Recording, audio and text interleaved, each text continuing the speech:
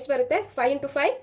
So starting ನೀವು ಯಾವುದೇ calculate ಮಾಡಬೇಕಾದ್ರೂ ಅದನ್ನು ನೀವು ಬರ್ಕೊಳ್ಳೋದ್ರಿಂದ ಸೊ ನೆಕ್ಸ್ಟ್ ನಿಮಗೆ ಕನ್ಫ್ಯೂಷನ್ ಆಗೋದಿಲ್ಲ. So F into X 25, next 10 into 7 70, then 15 into 9 135. So ಇಷ್ಟು ನೀವು ಮಲ್ಟಿಪ್ಲೈ ಮಾಡಿ ವ್ಯಾಲ್ಯೂಸನ್ನು ಬರ್ಕೋಬೇಕು. 200,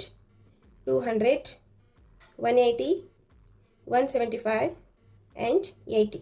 ಸೊ ಇಷ್ಟು ಆದಮೇಲೆ ನೆಕ್ಸ್ಟ್ ಏನು ಸಮೇಷನ್ ಮಾಡಬೇಕು. ಸೊ ಸಮೇಷನ್ ಎಫ್ ಎಕ್ಸ್ ಎಷ್ಟು ಬಂದಿದೆ ಅಷ್ಟು ನಾವು ಟೋಟಲ್ ಮಾಡಿದಾಗ ನಮಗೊಂದು ವ್ಯಾಲ್ಯೂ ಸಿಗುತ್ತೆ. ಅದನ್ನು ನಾವು ಸಮೇಷನ್ ಎಫ್ ಎಕ್ಸ್ ಅಂತ ಹೇಳ್ತೀವಿ. ಆ ವ್ಯಾಲ್ಯೂ ಎಷ್ಟಿದೆ ಅಂತ ಹೇಳಿದ್ರೆ 1065 ವ್ಯಾಲ್ಯೂ ನಮಗೆ ಸಿಗುತ್ತೆ.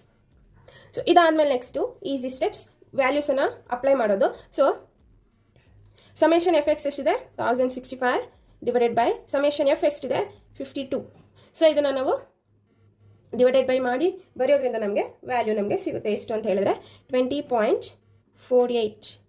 ಸೊ ಹೀಗೆ ನಾವು ಡೈರೆಕ್ಟ್ ಮೆಥಡ್ ಆಗಿ ತುಂಬ ಈಸಿಯಲ್ಲಿ ಕ್ಯಾಲ್ಕುಲೇಟ್ ಮಾಡ್ಬೋದು. ಸೊ ಅದಾದ